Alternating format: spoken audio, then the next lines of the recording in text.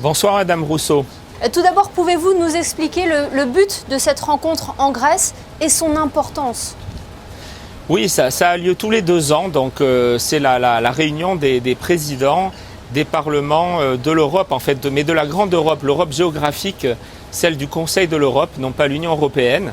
Donc nous sommes 47 présidents, présidentes de parlements réunis ici à Athènes. Le but, c'est d'aborder des grands thèmes d'actualité, d'intérêt commun pour l'ensemble de nos pays et de nos parlements.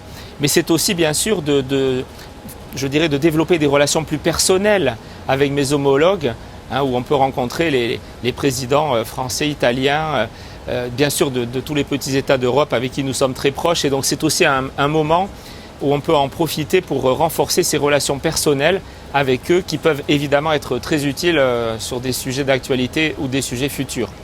Alors justement, quels sont les thèmes abordés lors de cette conférence? Trois grands thèmes ont été retenus par le Conseil de l'Europe pour que les présidents donc échangent leurs expériences sur ces questions.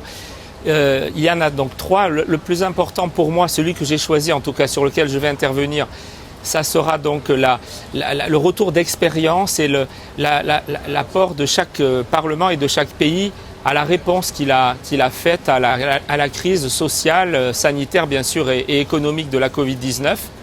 Il y a un deuxième thème lié aux politiques de l'environnement, comment garantir pour les peuples d'Europe un environnement sain et durable. Il y a un troisième thème sur le futur, donc comment partager ensemble un futur commun pour toutes les populations européennes. Alors, vous venez de le mentionner, la crise sanitaire était à l'ordre du jour. Qu'ont donné ces discussions? Qu'en est-il ressorti? Écoutez, moi j'ai appris beaucoup en écoutant mes collègues, mais j'ai aussi surtout moi développé bien sûr l'exemple monégasque. J'ai expliqué donc l'unité des institutions, la création de ce comité mixte entre le gouvernement et le Conseil national par le prince souverain, les 40 réunions et plus qu'on a eues tous ensemble, mais aussi les décisions qu'a pris Monaco, l'État monégasque, sous l'autorité de notre prince, et puis le courage et la clairvoyance aussi qu'a eu le prince, puisque nous n'avons pas suivi les grands pays. Nous avons, rappelons-nous-en, nous n'avons pas été confinés une deuxième fois, nous avons eu des restaurants, des commerces ouverts, pas de couvre-feu quand d'autres l'avaient. Donc j'ai développé la singularité de la principauté, nos structures hospitalières qui ont mieux résisté qu'ailleurs, nos médecins, notre médecine de ville, notre solidarité, notre sens civique à Monaco qui a bien fonctionné pour la population et à qui je rends hommage. Et je crois que voilà l'exemple monégasque aujourd'hui avec les plans de relance, avec la reprise économique et les bons résultats budgétaires, voilà, c'était l'occasion pour moi aussi effectivement de mettre en avant ce modèle monégasque. Alors tout n'a pas été parfait. Nous avons tous, dans tous les pays, dans tous les parlements, découvert une crise inédite, mais on a aussi tous beaucoup appris. Et je dirais qu'on est encore plus prêt, si jamais à l'avenir des moments aussi difficiles arrivaient, on est encore plus prêt pour mieux réagir en échange de ces expériences justement. Vous parliez tout à l'heure de renforcer les liens entre les pays. Vous êtes à l'initiative d'ailleurs d'une réunion qui a eu lieu ce matin entre les présidents de parlement des petits États d'Europe, c'est ça? J'ai créé cette conférence des présidents des parlements des petits États d'Europe en 2006 et depuis chaque année elle se réunit.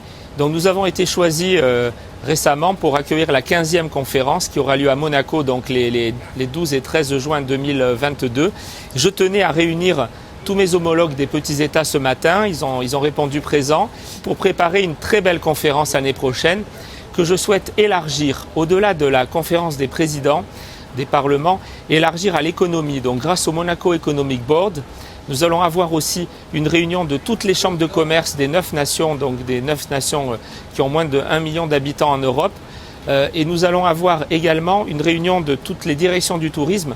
Le but est de faire la promotion d'abord bien sûr de nos économies, de développer nos relations économiques entre les entreprises de nos 9 pays, mais aussi d'assurer à travers des stands de promotion les voyages donc, de la population de Monaco et de la Côte d'Azur vers les 8 autres petits États. Donc le but c'est, au-delà des échanges politiques, nous voulons vraiment développer les relations économiques entre nos 9 nations.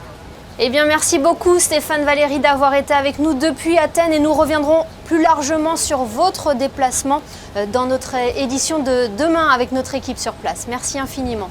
Merci à vous Madame Rousseau.